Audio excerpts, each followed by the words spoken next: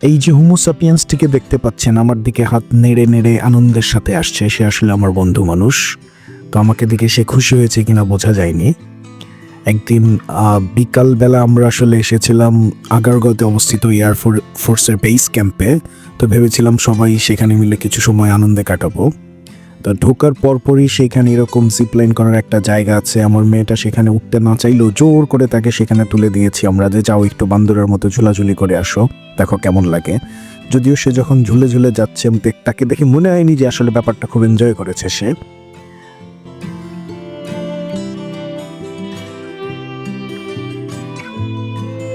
এরপর আমাদের টিমের আরেকজন ছোট্ট মেম্বার ধ্রুবা, সেও বান্দরের মতো আরেকটা জায়গায় যখন ঝুলাঝুলি করতেছিল, আশেপাশে অনেক দর্শক জমে গিয়েছে। দেখতেই পাচ্ছেন আমরা কি আরাম করে দেখছি। তো আমি যেই উৎসাহ উদ্দীপনা নিয়ে এখানে এসেছিলাম আসলে সেই জিনিসটা থাকেনি, কারণ জায়গাটা খুবই ছোট এবং করার মতো খুব কিছু নাই।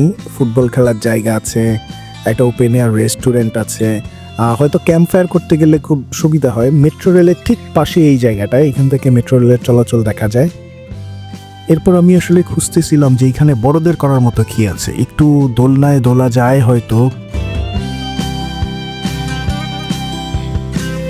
এরপরে খুঁজে পেলাম বড়দের ঝুলাঝুলি করার সেই জায়গাটা, যেখানে বড়রাও বান্দরের মতো টায়ারে ঝুলে ঝুলে এক জায়গা থেকে আরেক জায়গায় যেতে পারবে। কিন্তু আমার বন্ধু বান্ধব সবাই বুড়ো হয়ে যাওয়ায় কেউই রাজি হলো না সেখানে ঝুলতে। ওরা বাচ্চাদেরকে বসে দিল গুটি বাদে একটা ছক্কা বোর্ডের মধ্যে, এবং সবাই সাংবাদিকের মতো সেখানে ছবি তুলছে।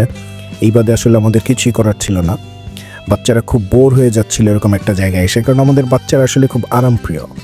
তো আমি যেই আশা নিয়ে এসেছিলাম যে এখানে সবাই মিলে একটু ঝোলাঝুলি করব, দৌড়ঝাঁপ করব, সেই জিনিসটা হয়নি। আশাভঙ্গের বেদনা নিয়ে চলে গেলাম পাশের প্লেন মিউজিয়াম দেখতে। এইখানে যদিও বিশাল একটা বড় খোলা মাঠ আছে, কিন্তু এটাকে দেখতে একটা পার্কের মতোই লাগে। এবং আমার মনে হয় বছরের এই সময়টায় বৃষ্টি না হওয়ার কারণে পার্কের অবস্থা খুবই খারাপ।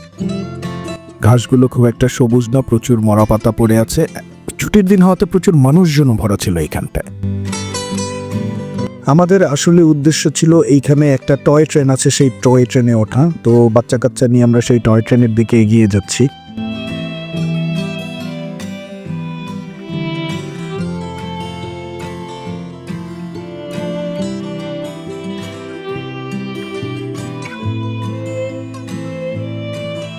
এবং আমি ড্যাম শিওর বেস ক্যাম্পের ভিতরে বাচ্চারা যত নানা মজা পেয়েছে তার থেকে বেশি মজা পেয়েছে এই 60 টাকার টয় ট্রেনে উঠে।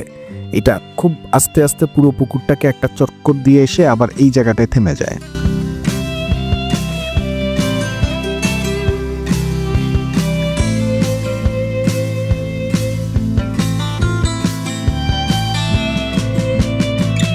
বেস ক্যাম্প আসলে পিকনিক করার জায়গা। বন্ধু বান্ধব নিয়ে যদি আপনি ক্যাম্প ফায়ার করতে যান রাতের বেলায়, তাহলে আপনার মজা লাগবে। এই বাদে বেস ক্যাম্পে যে হাইপে তোলা হয়েছে এটা সেরকম কোনো জায়গাই নয়।